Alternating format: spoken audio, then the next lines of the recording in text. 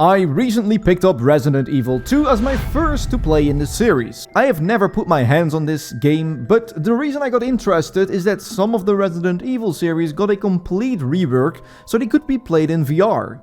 I was very intrigued and I'm going to tell you, this is a complete game changer. Now, like I said, I have never touched any Resident Evil games, and when I launched Resident Evil 2, I went straight into VR, so I had no clue of what the original experience feels like. I did so after a few hours to compare the two, but I can tell you, my first experience in VR with this game, it's amazing. You can download a VR mod for some of the Resident Evil series, which lets you play in first-person view.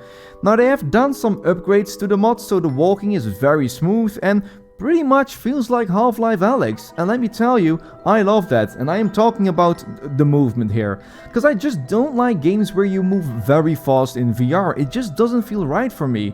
But in Resident Evil 2, it's great. But keep in mind, this of course is not a game built for VR, so you cannot interact or pick up objects. It does have full motion control support, and that just makes it all so immersive. The scenery of the game, the sound design, the slow movement makes you really forget about the real world and you are just there. Ho, ho, ho, ho, ho, ho, ho, ho. I don't even want to look back. I can't look back. I have to. When taking off the headset, you are thankful that you are not trapped in that world. And with that motion control, you can of course freely move your hand, and so the gun. Now, the reloading of the gun is just pressing a button and it does that automatically, and you just have to accept that, again, because it was not built for VR.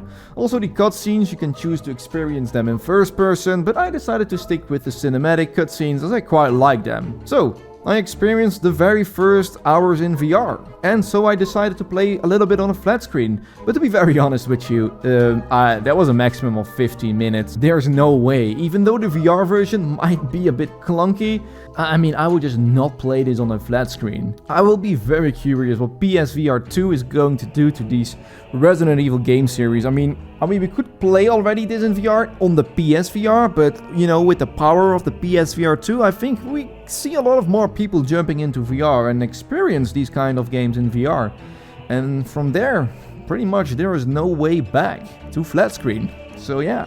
If you want to experience this yourself, I put a link down in the description so you can download the mod yourself and enjoy it.